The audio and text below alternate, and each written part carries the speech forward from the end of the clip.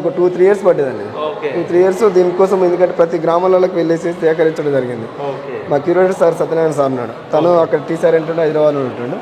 తన నుండి కూడా వచ్చేసేసి ఇక మొత్తం ఐటీడేకు అటాచ్ చేశారు. ఐటీడీ నుండి వచ్చేసి కథ మొత్తం ప్రతి గ్రామాలలోకి వెళ్ళేసి అన్ని సేకరించేసి తీసుకొచ్చి పెట్టడం జరిగింది మ్యూజియం. సో ఇంకోటి సార్, నేను బయట వచ్చినప్పుడు ఇక్కడ లాస్ట్లో అంటే కళ్యాణానికి సంబంధించినవి కొన్ని కనిపించినాయి నాకు అక్కడ అది సమ్మక్క గ్యాలరీ సంబంధించింది. సమ్మక్క లెజెండ్స్ అంటారు.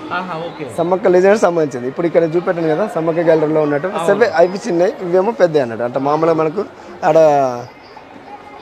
అక్కడ జన్మించినట్టుగా చిలిపి చేష్టలు, తర్వాత పెళ్లి తర్వాత వైద్యం, పెళ్లి టైంలో పాము గుర్తుందని చెప్తే ఆడ వైద్యం చెప్పించినట్టు. తర్వాత వనప్రవేశం పోయిన తర్వాత సమ్మక్క చిలకలట్టు నుండి మన గద్దె మీద తీసుకురావడానికి ఇట్లా చూపెట్టాం. ఇక్కడ కనిపిస్తుంది అన్నట్టు.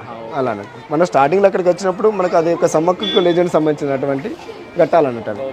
అంటే మ్యూజియం మాత్రం చాలా బాగుంది సార్. అంటే ఇది అంటే ఎవరైనా వచ్చిన వాళ్ళు లేదు, ఇది ఎందుకంటే వచ్చిన వాళ్ళకి సంబంధం లేదు. ఒక అంటే కోయ మోడల్ విలేజ్ అన్నట్టు. వాళ్ళు ఉన్నటువంటి ఆదివాసీ కోయ వాళ్ళ జీవన విధానంలో వాళ్ళు ఉన్నటువంటి వాళ్ళు గుడిసెలు కట్టుకుంటారు అంటే వాళ్ళ ఇల్లు అన్నట్టు. అట్లా అన్నట్టు ఒక డిఫరెంట్ టైప్స్ ఆఫ్ ఉన్నట్టు. టెంపుల్ కి వచ్చారు అంటే ప్రజలు వాళ్ళు యూజ్ చేసుకుంటున్నారా పబ్లిక్? లేదు యూజ్ చేస్తారు అంటే మామూలుగా కట్టారన్నట్టు. అది మామూలుగా ఇక్కడ ఉన్న వాళ్ళు కట్టారు అంతే. లేదు, జస్ట్ దానికి ఆ మోడల్ విలేజ్ కాబట్టి ఈ విధంగా ఉంటారు, వాళ్ళ జీవన విధానం ఈ విధంగా ఉన్నది, వాళ్ళ విలేజ్ గా ఈ విధంగా ఉంటుంది, వాళ్ళ గుడిసెలు కూడా ఈ విధంగా ఒక సీక్వెన్స్ లా ఉంటాయి అన్నట్టుగా చూపెట్టడం కోసం ఈ మ్యూజియం పెట్టడం జరిగింది. అంటే అవన్నీ ఒక డిఫరెంట్ టైప్స్ ఆఫ్ ఉంటాయి.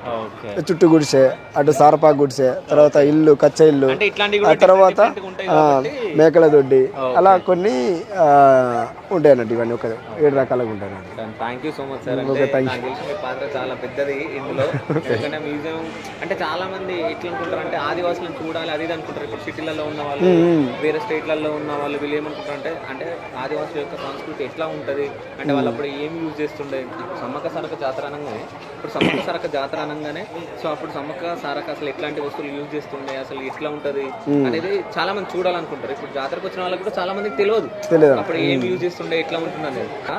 మ్యూజియం పెట్టడం ద్వారా అందరికి అర్థమైపోతుంది ఇట్లా ఉంటుండే, ఇట్లాంటి వస్తువులు వాడుతుండే. సో అంటే నార్మల్ గా ఇట్లా చెట్ల వాటిలతో కూడా ఇట్లా యూజ్ చేస్తారా అనేది చాలా మందికి తెలుస్తూ ఉంటుంది.